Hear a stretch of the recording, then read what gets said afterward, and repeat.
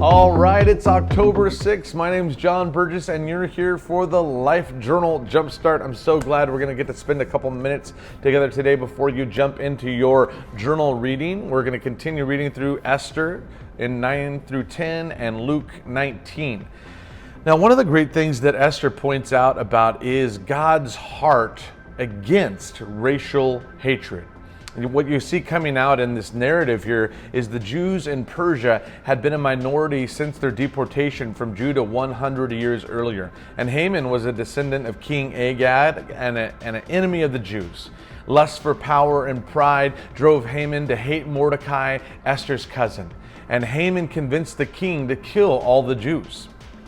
The racial hatred is always sinful. We must never condone it in any form.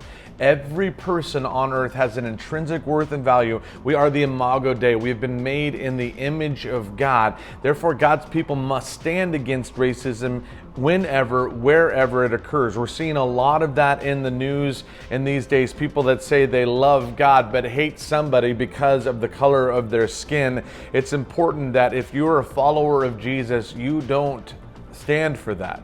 You also don't stay silent, but that we would speak up for those that are being downgraded as if God looks on them as less than because of the color of their skin. Let's make sure we have that same heart no matter what someone looks like. In Luke 19, it's one of my favorite stories, Zacchaeus. I don't know if you grew up in Sunday school and you knew the song, Zacchaeus was a wee little man was he. Anyways, he was small, he climbed up a tree.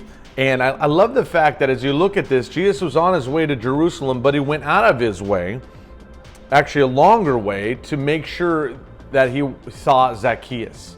And he wanted to spend time with this man that everybody else hated because he was a tax collector. He wasn't just a tax collector, he was a head tax collector. And I love this divine connection between Jesus in the middle of a crowd and this man who thought he was completely overlooked and outside the love of God, and how Jesus basically invites himself over while walking through Jericho. I think he went through Jericho because he wanted to not only meet with this man and see his family come to know Christ, but also model for us how you and I are supposed to go out of our way to show people the way. That maybe sometimes the people that are in our way, or the people that we would rather ignore, like a tax collector in Jesus' day, are the very ones Jesus wants us to interact with.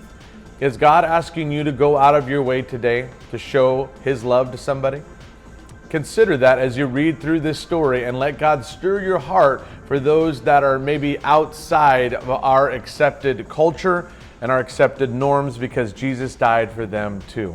I'm glad you're taking this time to read. I know God's going to speak to you. God bless. I'll see you tomorrow.